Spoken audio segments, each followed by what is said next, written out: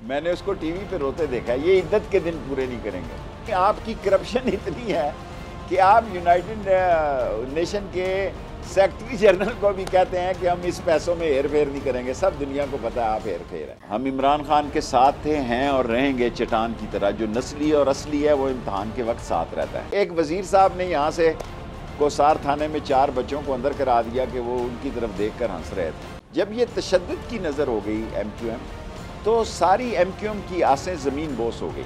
और अब जब MQM पीपल्स पार्टी के साथ मिल गई तो वो कहते हैं शेख साहब हराम है, इनको वोट नहीं दें। इमरान खान को वोट दें।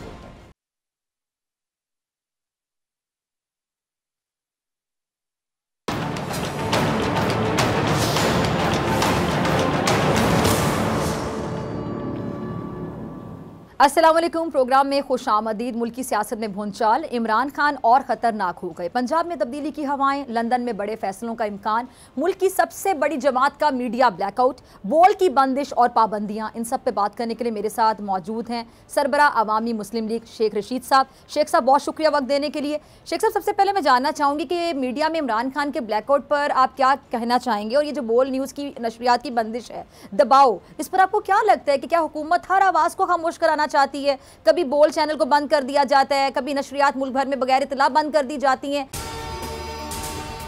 अगर आपको ये वीडियो पसंद आई तो लाइक पे क्लिक करें। हुकूमत ये सब कुछ कर क्यों रही है, मकसद क्या है? देखें, ये पागल हैं, कम ज़र्फ हैं, कम अक्ल हैं, ज़हनी पस्ती के शिकार हैं। इनका दिमाग काम नहीं कर रहा। इमरान खान से बदला लेने के लिए और इमरान खान की सियासत को ख़त्म करने के लिए जो इनसे नहीं हो रही, कभी बोल पे, कभी दूसरे चैनल्स पे। अयूब खान के ख़िलाफ़ जब तहरीक हम चला रहे थे तो आप यकीन जाने कि उस वक्त चैनल नहीं थे, एक PTV था। कोई PTV ने लोगों ने देख। यही हाल यहाँ पाकिस्तान में होने वाला है। अनकरीब आप देखेंगे, बल्कि हो चुका है कि ऐसे चैनल्स को नहीं देखा जाएगा जो इमरान खान को नहीं दिखाएंगे और इमरान खान के ख़िलाफ़ जहर उगलेंगे और मनफी प्रोपोगंडा करेंगे। तो लोगों के 15 करोड़ नौजवानों की जेबों में मोबाइल फ़ोन है जी, वो उसको देख रहे हैं। और मुझे डर है उस वक्त का कि जब पाकिस्तान की बजाय लोग बाहर के चैनलों को सुनना शुरू कर देंगे, और ये इस मुल्क की बड़ी बदनसीबी होगी। तो इसमें नुकसान फिर किसका होगा? ये तो हमारा नुकसान होगा, पाकिस्तान का नुकसान होगा। क्योंकि आज के दौर में अगर हमारे आप शऊरी मखलूक जो हैं, जवानों 65% जो तादाद है को आप बहरा करेंगे, वो आप असल सूरत हाल से रोशनास नहीं कराएंगे, तो फिर वो किसी तरफ भी चले जा सकते हैं, वो कुछ भी कर सकते हैं। और ऐसा वक्त आने वाला है कि शायद लोग जो हैं, मसाइल ज़्यादा लोग, आज आप देखें ना, 2000 रुपये मन गंदम को 4000 रुपये मन सिंध में कर दिया है, जहाँ 2 महीने तक बुआई नहीं होनी, किसी के पास गंदम का बीज ही नहीं होना, ना कपास होनी है, ना गंदम होनी है, ना गन्ना होना है, और टोटली फेलियर है, और गज़ाई किल्लत का बहरान पैदा हो जाएगा और मुल्क नहीं चलेगा। इलेक्शन कराने होंगे जी, किसी के बस का रोग नहीं है कि इस इलेक्शन की कॉल को या इलेक्शन को रोकना जो है वो कमअक्ली होगी और ज़हनी पस्ती होगी। जितनी जल्दी हुकूमत इलेक्शन की तरफ चली जाएगी, अपना बेहतर सोचेगी। एक बड़ा पत्थर था इमरान खान साहब ने उस दिन कहा, वो हमारे सर पे आ रहा था, वो इमरान खान इधर हो गया, इनके सर पे आ गया और भुसम कर दिया उस पत्थर ने इनको। ये इस काबिल ही नहीं है अवाम में जाने के। किस मुंह से ये इलेक्शन लड़ेंगे जी, किस मुंह से ये अवाम में जाएंगे? इनकी सूरत हाल बड़ी ख़राब है और ये अवाम में तो जा नहीं सक रहे, अवाम में तो जाने के काबिल नहीं है।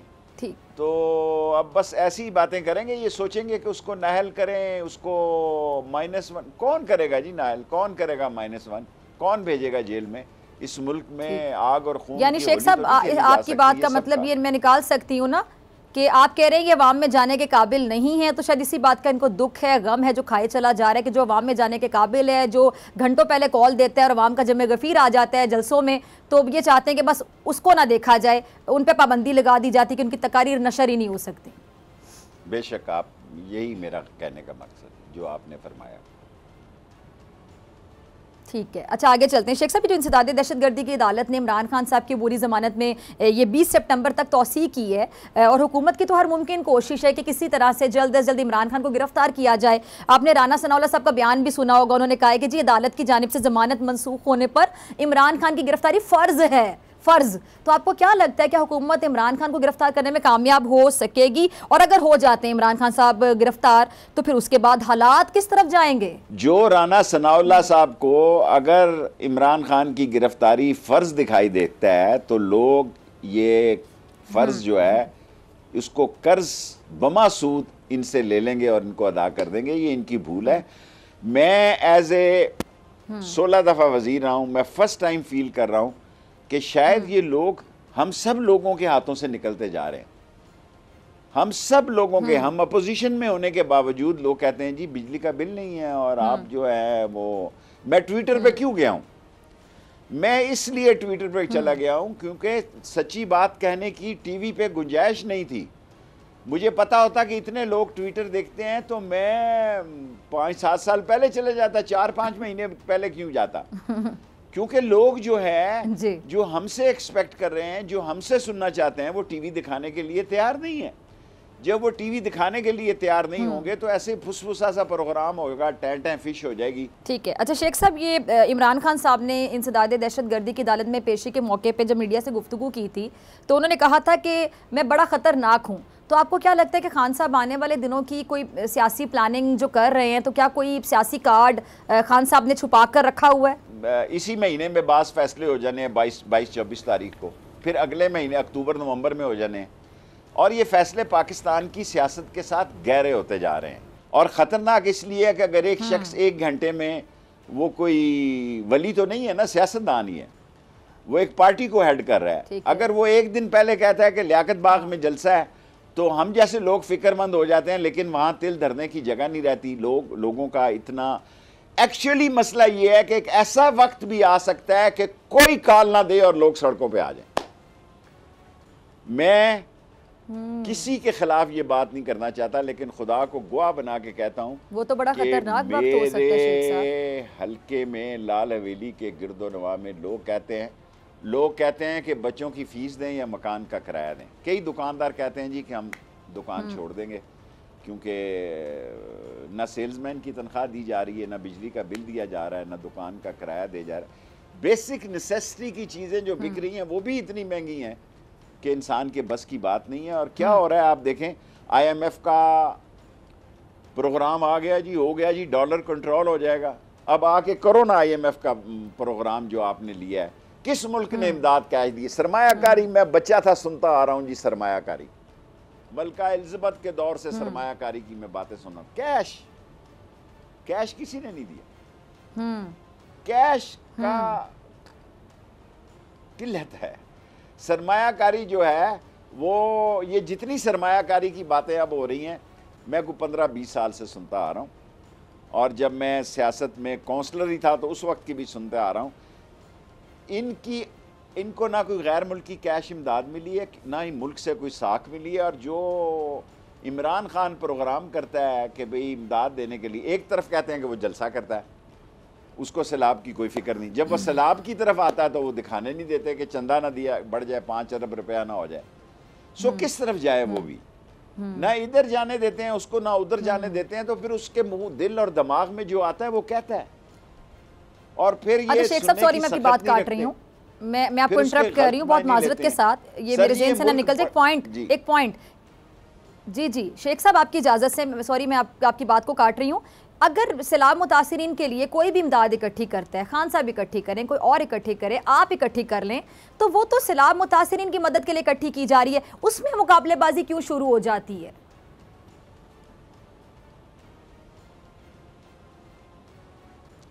हमारे स्कूल में उस्ताद कहते थे कि शेख रशीद, जब किसी पे बुरा वक्त आता है ना तो अल्लाह उससे ऐसे गलत फैसले कराता है कि औरों को मौका मिल जाता है।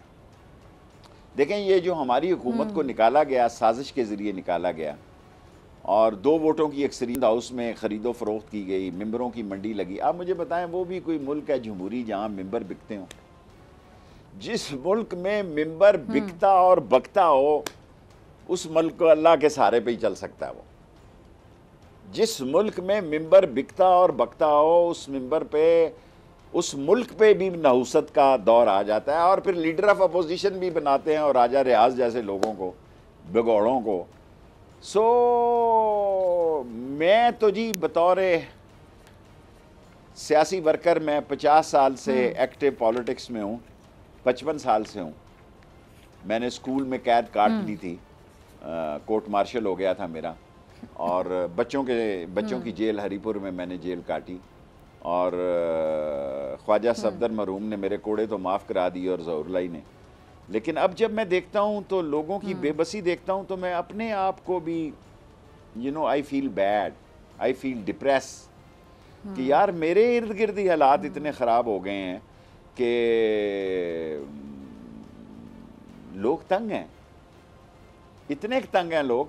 मैं इसलिए नहीं कह रहा कि मैं कुछ सियासत कर रहा हूँ, मैं खुदा को गवाह बना के कहता हूँ कि जो भी मेरी बात सुन रहा है, कि मैं अपोजिशन में होने के बावजूद ये कहता हूँ कि लोग बहुत तंग है मेरे इर्द गिर्द।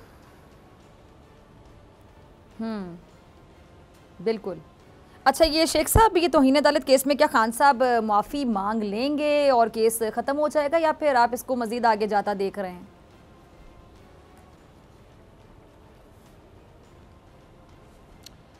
मुझे उम्मीद है जो खान साहब को यहाँ तक खुदा लाया वो उसकी मदद करेगा और बेहतरी होगी। हालात को पाकिस्तान के लिए बेहतर करना है सब लोगों ने, सब अदारों ने, सब सियासतदानों ने, क्योंकि मुल्क हाथ से निकलता जा रहा है, लोग हाथ से निकलते जा रहे हैं जी। शेख रशीद जैसा आदमी जो ट्विटर पे चला गया, क्योंकि शाम को लोग प्रोग्राम करते हैं तो कहते हैं तुसी बिजली के बिल की गल ही नहीं करते, ताड़ा तो मसला नहीं है। लोग कहते हैं जी हम मोटरसाइकिल में मेट्रो पे चले गए, आपके पास तो 2 गाड़ी हैं, आपका तो मसला नहीं है। सो लोगों की सोच इतनी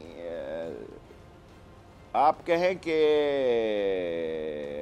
खिलाफ होती जा रही है कि वो ये भी नहीं देख रहे कि भाई जो बात हम कह रहे हैं वो उसके असरात क्या होंगे। सो मैं आज आपके प्रोग्राम में, मैं इतने दिनों से ट्विटर पे चला गया था, लेकिन आज मैं इतने दिनों के बाद प्रोग्राम इसलिए कर रहा हूँ कि लोग कहते हैं जी कि आप बात तो करें ना, आपकी नहीं सुनी जाती, ना सुनी जाए। आप बात देखें, लोगों का मसला जो है, लोगों का मसला आज अहम तरीन मसला ये है कि बड़े बड़े सफ़ेद कॉलर लोग जो हैं वो हिम्मत हार गए, आप जाके मेरे शहर में पूछें, बहुत सारे लोगों ने अपने इंग्लिश स्कूलों से बच्चे सरकारी स्कूलों में शिफ्ट कर दिए। बहुत सारे लोगों ने आजकल ये फ़ोन कराते हैं जी कि वो नहीं हो सकता उधर, तो इधर शिफ्ट कर दें हमें। और बिजली का बिल जो है, मैं आपसे क्या अर्ज़ करूं कि एक बंदा मेरे पास आया, उसको 30,000 रुपये महीने मिलते हैं लाल हवेली से, उसको बिल 27,000 का आया। मैंने उसे कहा तूने क्या किया है? उसने कहा कुछ भी नहीं किया जी, 7 का 27 हो गया। तो मैं उनको क्या जवाब दूं? मेरा मतलब है मैं खुद अपने आप को इन हालात में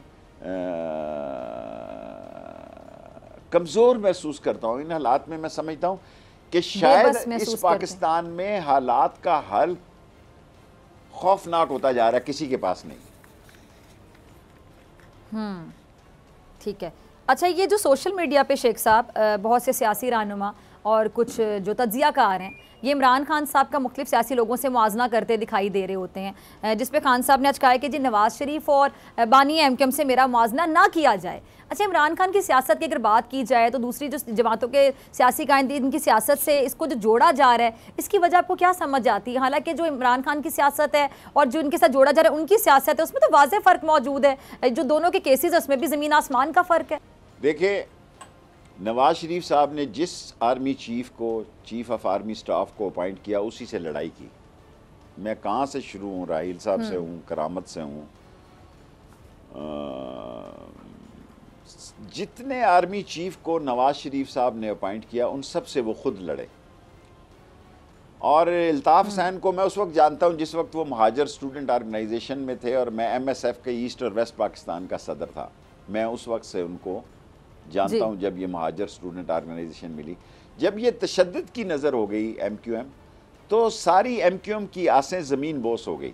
और अब जब MQM पीपल्स पार्टी के साथ मिल गई तो कई मेरे MQM के दोस्त हैं जो नॉर्मली MQM के साथ हैं, उर्दू स्पीकिंग है, वो कहते हैं शेख साहब हराम है, इनको वोट नहीं देंगे, इमरान खान को वोट देंगे। वो लोग जो कि बहुत ज़्यादा MQM के, यानी एक देखें ना, हमारे साथ एक वो लोग होते हैं, एक्टिव लोग कितने होते हैं, 10% होते हैं। जो हमें 30-40% और वोटें मिलती हैं वो नॉर्मल लोग होते हैं, वो खामोशी से जाके, कई लोग ऐसे होते हैं जो कि इलेक्शन वाले दिन फैसला करते हैं। सो जब MQM पीपल्स पार्टी के साथ और ये सब कुछ मिलके जो कुछ हुआ, तो अभी देखें कराची की सीट MQM के हल्के से इमरान खान ने निकाली है, और अब ये 9 सीटें इन्होंने एकदम विड्रॉ कर ली, क्योंकि इनको पता था कि 9 में से कम 8 सीटें तो इमरान खान जीत रहे थे, और एक में मुकाबला था, उसमें भी अक्सरियत इमरान खान की थी। और जो 20 सीटों का मुकाबला हुआ है उसमें भी आपको बता दूं, मैं जी खोखे पे नाश्ते करता हूं और खोखे और रेडी पे खाने खाता हूं, और मुझे पता होता है कहाँ बेहतर और अच्छा, और शेख भी हूँ, सस्ता है। तो मैंने पहले कह दिया था लाहौर में 4 में से 3 सीटें जीतेंगे। ये 20 में से इमरान खान की 17 सीटें थी, 2 सीटें जो है कोटा वाली और मुजफ्फरगढ़ वाली में, यहाँ बावजूद धांधलियों के ये 17 सीटें थी, लेकिन 15 खान ने जीती हैं। और इलेक्शन से देखें, जैसे जैसे इमरान खान मकबूल होता जा रहा है उतनी PDM टूट फूट का शिकार है, और उतनी नून और शीन जो है वो आर पार होने वाली है। ठीक है, ठीक है। अच्छा, अभी आपने खोखों का जिक्र किया तो मैंने आपकी किताब पढ़ी, तो उसमें आपने जिक्र किया था कि आपको बचपन से ये होटलों के खाने खाने का शौक़ है। खोखों की बात आप कर रहे थे बेसिकली, लेकिन हमारे यहाँ कुछ सियासतदान ऐसे हैं कि जिनको लंदन की फ़ज़ा के बगैर कोई फ़ज़ा ही रास नहीं आती, बीमार होते हैं सीधे लंदन चले जाते हैं, लंदन के बड़े बड़े रेस्टोरेंट्स में खाने खाते हैं, वहाँ पे कश्ती की सैर करते हैं। अच्छा, शहबाज शरीफ साहब भी सुना है कि 18 सितंबर को लंदन जाएंगे शेख साहब। अब ये जो 2 रोज़ा दौरा है, इसमें क्या होने जा रहा है? एक तो ये कि जो 23 सितंबर को अक़वाम मुत्तहिदा की जनरल असम्बली से वो खिताब करेंगे, उसके अलावा आप क्या देखते हैं इसमें क्या होने जा रहा है?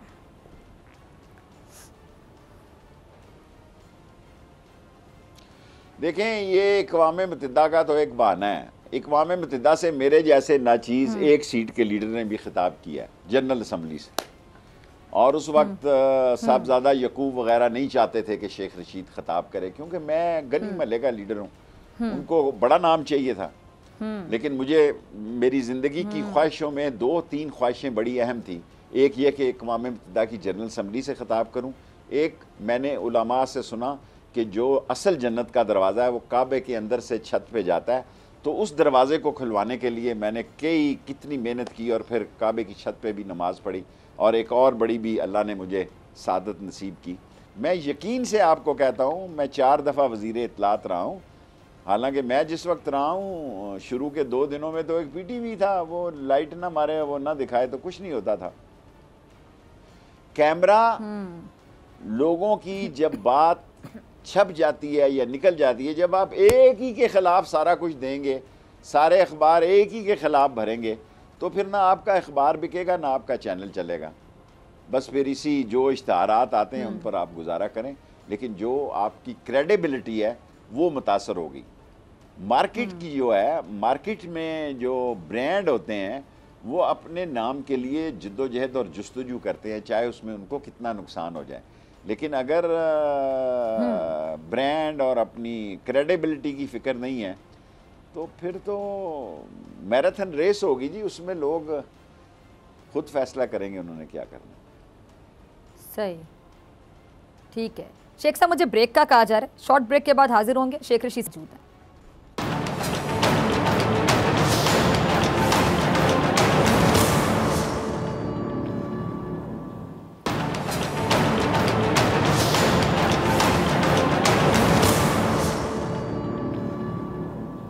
वेलकम बैक नाज़रीन, शेख रशीद साहब मेरे साथ मौजूद हैं। शेख साहब एक बार फिर से बहुत शुक्रिया वक्त देने के लिए। अच्छा शेख साहब, वफाकी वज़ीर ख़जाना मिफ्ता इस्माइल साहब कह रहे हैं कि जी मुल्क को दिवालिया होने से बचाने के लिए मुश्किल फ़ैसले करने पड़े और पूरी कोशिश है कि जल्द अज जल्द हालात को बेहतर किया जाएगा। अब सवाल ये है कि ये मिफ्ता इस्माइल साहब और हुकूमत क्या इस पोजीशन में हैं कि मुल्क की मईशत वाकई बेहतर हो जाएगी? और ये जो फैसले करते हैं वो मुश्किल फैसले होते हैं, दिल पे पत्थर रख के होते हैं, लेकिन जब मुझे याद है इमरान खान साहब की हुकूमत थी तो तब उनके जो फैसले थे वो मुश्किल नहीं होते थे। ये महंगाई ख़त्म करने आए थे, इमरान खान से छुटकारा दिलवाने के लिए आए थे। अब जब ये खुद आ गए वही फैसले जब ये कर रहे हैं, बल्कि उनसे ज़्यादा महंगाई हो गई, उनके दौर से ज़्यादा, तो ये मुश्किल फैसले हो गए, दिल पे पत्थर रख के हो गए। ये दोहरा मयार नहीं तो और क्या है? मैंने उसको टीवी पे रोते देखा है। ये इद्दत के दिन पूरे नहीं करेंगे। ये वजीर खजाना साहब जो कह रहे थे डॉलर कम होगा और जिस माली को गाड़ी ना चलानी आती हो उसको आप गाड़ी दे दें। बाबा, अगर आप वक्त के नमाजी, हाजी, परहेजगार, तहज्जुद गुजार हैं, लेकिन अगर आपसे नहीं चल रही इकानमी और आप गरीब की बददुआ ले रहे हैं तो दफा दूर हो जान छोड़े हमारी। मैं उस वक्त से डर रहा हूं, शेख रशीद उस वक्त से डर रहा है जब गली मोहल्ले में, मेरे यहाँ कभी ऐसा नहीं हुआ कि दिन के दिहाड़े में लोगों ने, मैं आपके सामने एक डिप्रेस इंसान इंटरव्यू दे रहा हूं, मेरे शहर में कभी ऐसा नहीं हुआ कि लोग दिन के उजाले में, दिन के दिहाड़े लोग टेलीफोन छीन के और पर्स छीन के भाग रहे हों। मैं वहाँ 16 दफ़ा वजीर रहा हूँ, मेरे लिए बड़ी बेइज्जती की बात है, लेकिन हालात ऐसे हैं। मुफ्ता साहब, टीवी पे मत रोएं, टीवी पे मत रोएं। और IMF का प्रोग्राम होने के बावजूद भी आपने क्या तलवार चलाई है, कौम को बताएं। और आप देखें वो आए UN के सेक्रेटरी, उनको क्या कह रहे हैं, हम आपको श्योर करते हैं कि ये शफाफ, पैसे साफ होंगे। यानी आपकी करप्शन इतनी है कि आप यूनाइटेड नेशन के सेक्रेटरी जनरल को भी कहते हैं कि हम इस पैसों में हेर फेर नहीं करेंगे। सब दुनिया को पता है आप हेर फेर हैं, सब दुनिया को पता है कि आप अपने केस ख़त्म करवाने के लिए आए हैं, सब दुनिया को पता है ये 1100 अरब रुपया और ये आपने नैब के केसेस जो ख़त्म करवाए हैं ये अपनी ज़ात के लिए ख़त्म कराए हैं। सब दुनिया को पता है कि आप जो है वो इसलिए आए हैं और आपके लोग इंटरव्यू दे रहे हैं कि इमरान खान हमें खा जाएगा, हमें जेलों में डाल देगा। और आप इसलिए आए हैं कि गैर मुल्की एजेंडे पर काम हो सके। गैर मुल्की एजेंडे को तक़वियत देने के लिए आपको लाया गया है और हम जियोपॉलिटिकली, जोग्राफियाई तौर पर इतनी अहम जगह पे वाक़ हैं कि दुनिया की कोई सुपर पावर जो है हमें बाईपास नहीं कर सकती। और जब सुपर पावर ने देखा कि यहाँ अवाम के जज्बात और हैं, अवाम ड्रोन्स के लिए कोई बेस देने के लिए तैयार नहीं है, अवाम अपने लोगों पर कोई हमले करवाने के लिए तैयार नहीं है, तो उन्होंने तो ये समझा कि ये गले में पड़ गई है उनके। 42 मुल्कों के खिलाफ 20 साल लड़ता रहा, 40 साल लड़ता रहा अफगानिस्तान। 2 जूतियां एक जैसी नहीं थी, लेकिन कौम जिंदा थी। आज मैं बोल के प्रोग्राम में कह रहा हूं, आज अफगानिस्तान की करेंसी मुफ्ता साहब आपसे ज्यादा मजबूत हो गई है। मुफ्ता साहब, मैं फिर कहता हूं, अफगानी जो वजन के हिसाब से मिलते थे रुपए, वो आपके पाकिस्तानी रुपए से ज्यादा स्ट्रांग हो गए हैं। मैं बांग्लादेश और इंडिया की बात नहीं कर रहा। और आप नाहल हैं, नलायक हैं, निकम्मे हैं, निकट्ठू हैं, आपके बस में कोई चीज़ नहीं है, आपसे कुछ हो नहीं रहा। जाएं, छोड़े परे, इलेक्शन कराएं, कौम जिसको लाती है ले आए। तस्वीर में नवाज शरीफ साहब को वज़ीर आज़म कह के शहबाज शरीफ साहब को क्या पैगाम दिया जा रहा था, और नून लीग की ही मोहतरमा ये पैगाम दे रही थी हिना परवेज़ भट्ट साहिबा। दूसरा, मुस्तकबिल का वज़ीर ख़जाना कह रहे थे इसाक डार साहब को। तो ये मिफ्ता इस्माइल साहब है, ये टाइम पास वज़ीर ख़जाना है। फिर इसाक डार साहब अगर वज़ीर ख़जाना बनना चाहते हैं, आए पाकिस्तान, क्यों भागे हुए वहाँ पे, आए फेस करें केसेस को। सही। हमारी बदनसीबी है कि हमारे सियासतदान हुक्मरानी करने के लिए बड़े बहादुर होते हैं और जेल काटने के लिए बड़े बुज़दिल होते हैं, और ये सियासी वर्कर होता है जो बेचारा जेल काटता है। मैं माँ का जनाजा पढ़ के 7 साल कैद हो गया है कवारा क्लाशनकोफ में, दहशतगर्दी के कोर्ट में, और याह्या खान ने पहले दिन ही मेरा कोर्ट मार्शल किया। और जवानी, अब मुझे दुख होता है कि उम्र के हिस्से में आके कि यार मैंने 7-8 सबसे ज़्यादा जेल काट दी, ख़त्म नबूवत में साल काट दी। सो ये सारी बातें जब मैं सोचता हूँ तो ये लोग जो मालशिए, मस्खरे, चापलूस, इस किस्म के लोग होते हैं। एक दिन ज़ियाउल हक ने मुझसे कहा कि आप मेरी क्यों मुखालफत करते हैं शेख साहब। मैंने कहा सर हाथ जोड़ के मैं कर्ज करूं। उन्होंने कहा नहीं नहीं, बोले आप। मैंने कहा हुजूर, जब एक इंसान इक़्तिदार में होता है ना, तो लोग कहते हैं कि आपकी आंखें हीमा मालिनी से मिलती हैं। जब इक़्तिदार से उतर जाता है तो कहते हैं कि आपकी आंखें एक दूसरे से नहीं मिलती। ये बदनसीबी है। इक़्तिदार के चौंचले और होते हैं, ठीक है, और जब आदमी इक़्तिदार से उतर जाता है तो और होते हैं।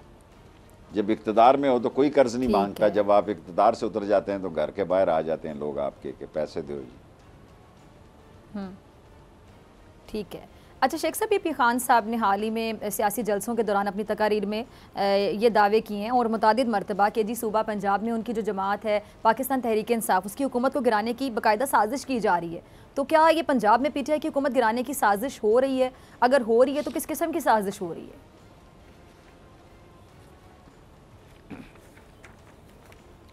हो रही होगी, लेकिन चौधरी इतने बोले नहीं हैं।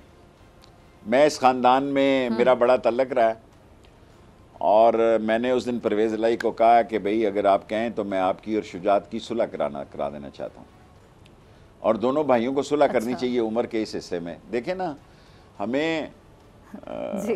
हम इमरान खान के साथ थे, हैं और रहेंगे चट्टान की तरह। जो नस्ली और असली है वो इम्तहान के वक्त साथ रहता है। जब इम्तहान गुजर जाए और अच्छे दिन हो फिर आप बेशक छोड़ दें। मैं शुजात से ये तोके नहीं रखता था कि वो ख़त लिखेंगे।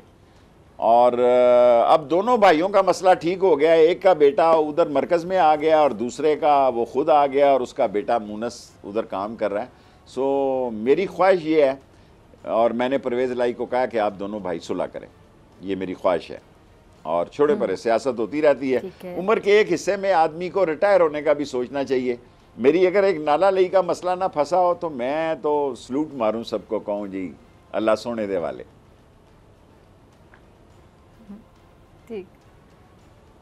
ठीक है। अच्छा ये शेख साहब, भी आने वाले दिनों में मुल्क का जो सियासी मुस्तकबिल है आपको क्या नज़र आता है? सितंबर जो है आप अक्सर कहते हैं सितमगर साबित हो सकता है और आगे खुदा न खासा हालात आपको ख़राब तो होते नज़र नहीं आते हैं। अगर खान साहब की खासतौर पर गिरफ्तारी अमल में आ जाती है तो फिर तहरीक इंसाफ किस तरह इसका रिस्पॉन्स देगी? होगा क्या? जैसे कि आपने कहा कि एक वक्त वो भी आ सकता है कि कॉल के बगैर लोग सड़कों पर आ जाएंगे।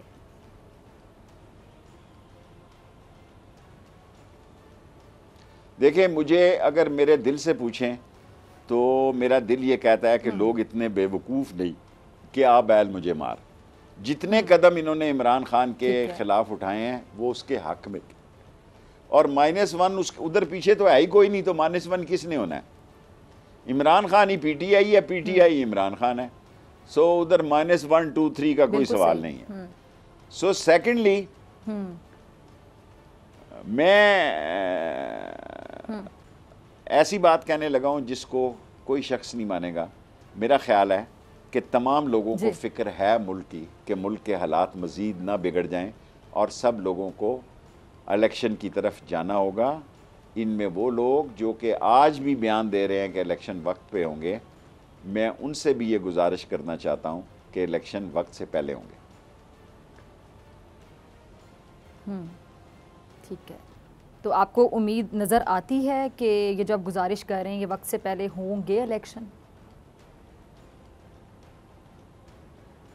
मेरा ख्याल है 2-4 दिन के बाद, 8-10 दिन के बाद, 22 तारीख के तरक्कियों और तनज़लियाँ थोड़ी बहुत जो होनी है 4-5, उसके बाद कुछ और बेहतरी आ जाएगी और फिर नवंबर में और आ जाएगी और मुल्क इलेक्शन की तरफ जाएगा। मेरा तो ख्याल था अक्टूबर नवंबर में हो जाएंगे, लेकिन ज़्यादा देर हो गई तो फरवरी में हो जाएंगे। और क्या होगा?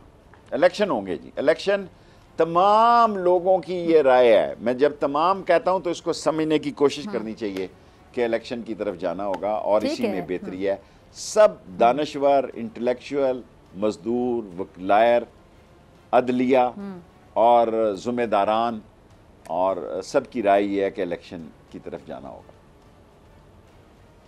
अच्छा, ये शेख साहब मौलाना साहब के बारे में मैं आपसे ज़रा कमेंट चाहूँगी। मौलाना साहब कहाँ गायब हो जाते हैं, फिर काफ़ी देर तक नज़र नहीं आते हैं, और मौलाना साहब को जल्दी थी इत्तेहाद बनाने की, पीडीएम को जिस तरह उन्होंने लीड किया, सबको पीछे लगा के चलते रहे।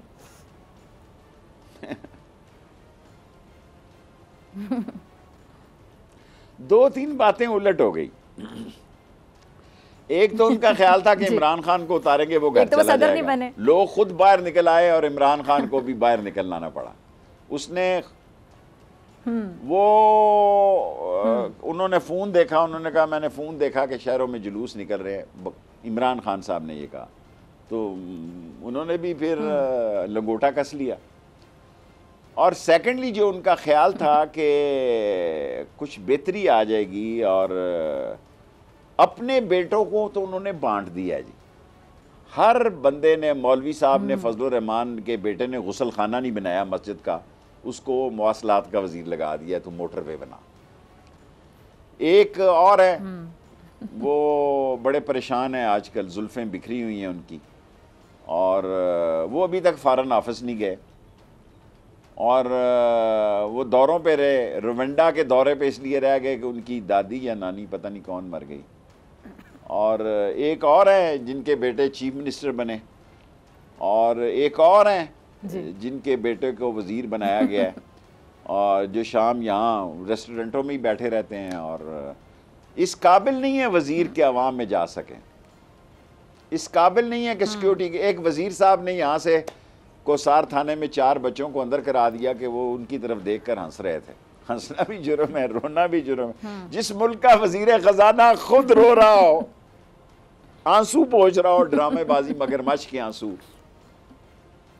और अगर कोई वहाँ हंसता है कोसा यहाँ किसी रेस्टोरेंट में, तो उन 4 बंदों को अंदर करा देते हैं। कोई मोटरवे पे इनकी तरफ देख के बात करता है, उनको अंदर करा देते हैं, फिर उन बेचारों से माफीनामे लिए जाते हैं। बस ऐसे ही चल रहा है जी। पंजाबी में कहते हैं अन्ना मारे अनीनू, अन्ना मारे अनीनू, मुका लगे थमीनू, ये हाल है इनका।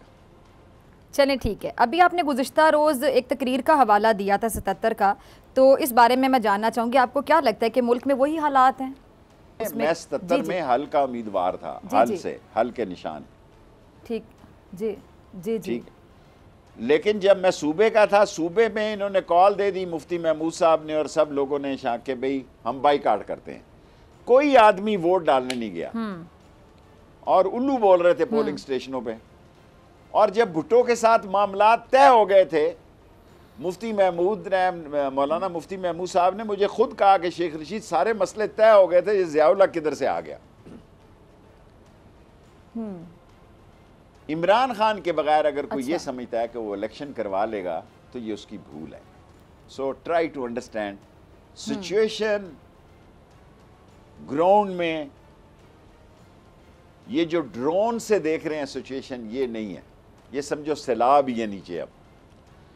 और बेहतर है, इस मुल्क को चलाना भी तो कोई आसान काम नहीं होगा। मैं कई दफ़ा सोचता हूँ कि कल अगर इमरान खान आ जाते हैं तो मसाइल कम नहीं है, मसाइल बहुत ही खौफनाक हैं, बहुत मेहनत की जरूरत है। चैलेंज होगा ना किसी भी आने वाली हुकूमत वो नहीं रह गए, देखे ना लोग वो नहीं रह गए जो पहले थे।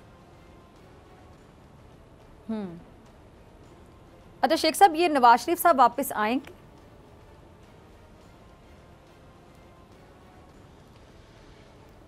पता नहीं क्या करेगा वो आके यहाँ। सियासी देखें, इसहाक डार को तो भेजे ना पहले, पहली किस्त में वो मुफ्ता को आके फारग करे, क्योंकि इकानमी तो किसी से ठीक नहीं हो रही। और ये कह रहे हैं नवाज दोनों इकट्ठे भी आ सकते हैं, क्या लगता है आपको? कुछ नहीं, कुछ फर्क नहीं पड़ेगा, वो समझ गए। अच्छा शेख साहब, दोनों इकट्ठे भी आ सकते हैं, आपको क्या लगता है? बिजनेसमैन बहुत दीवार के पीछे देखने की भी सलाहियत रखता है। मेरा नहीं ख्याल, मेरा ख्याल है कि वो हालात को समझ गए, वो हालात को समझ गए हैं कि गेम उल्टी हो गई है। और जो जिस गड्ढे में वो इमरान खान को गिराना चाहते थे, उस गड्ढे में वो खुद गिर गए। पीडीएम टूट गई है, टूट जाएगी इलेक्शन से पहले, और नून और शीन के अंदर भी बहुत बड़ा तूफान होगा इंशाअल्लाह ताला, आर पार हो जाएगी। ठीक है। अच्छा, आपने भी बोला कि इसहाक डार को तो पहले वो वापस भेजें ना, तो ये मिफ्ता साहब की जगह अगर इसहाक डार आ जाते हैं, चलें 1 मिनट के लिए सोच लेते हैं, तो क्या इसहाक डार जो है वो मईशत को बेहतर कर देंगे? करनी में मईशत बेहतर कर देंगे इसहाक डार साहब, या वही आर्टिफिशियल तरीके से डॉलर जो है, जो मसनूई तरीके से, जो पीटीआई वालों ने बड़ा फिर डिटेल में बताया था कि किस तरह डॉलर जो है उसको। मैं इससे सूरत हाल को बहुत आगे देख, जी शेख साहब, मैं इस सूरत हाल को बहुत आगे देख रहा हूँ।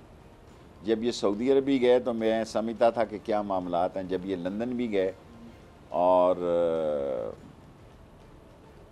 मैं हालात को काफ़ी ख़राब देख रहा हूँ। कोई देख रहा है या नहीं देख रहा, खुदा करे पाकिस्तान बेहतरी की तरफ जाए और लोगों को अकल आए और ये मिल बैठ कर इलेक्शन की तरफ जाएं।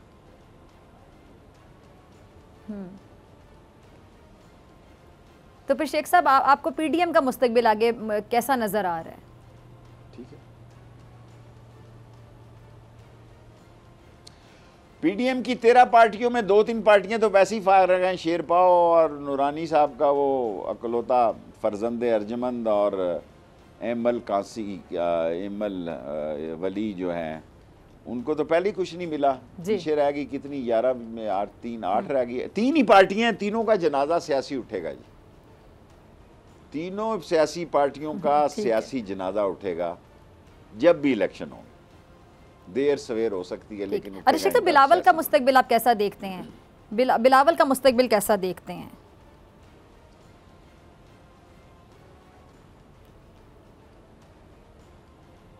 आपने लाड़काना का सैलाब नहीं देखा, आपने दादू का सैलाब नहीं देखा, आपने नवाब शाह का सैलाब नहीं देखा, जहाँ ना बुआई होगी, ना गंदम होगी, ना कपास होगी, और ये फिरदा फिरे रांझा वेला केला, कुछ इनकी सियासत नहीं, ख़त्म हो गई है। और ये डरे पड़े हैं कि इमरान खान जिस दिन सिंध में गया तो एक तूफ़ान लेकर बाहर निकलेगा, हर डिस्ट्रिक्ट में जाएगा। अगला इलेक्शन इमरान खान अल्लाह खैर करे सिंध में लड़ेगा सही तरह से। ठीक है शेख साहब, बहुत शुक्रिया आपके वक्त के लिए। इसी के साथ मुझे आपसे मुलाकात होगी इंशाल्लाह कल सेम टाइम सेम चैनल। अगर ज़िंदगी ने वफ़ा की, दुआओं में याद रखिएगा, अपना बहुत ख्याल रखिएगा। अल्लाह निगहबान।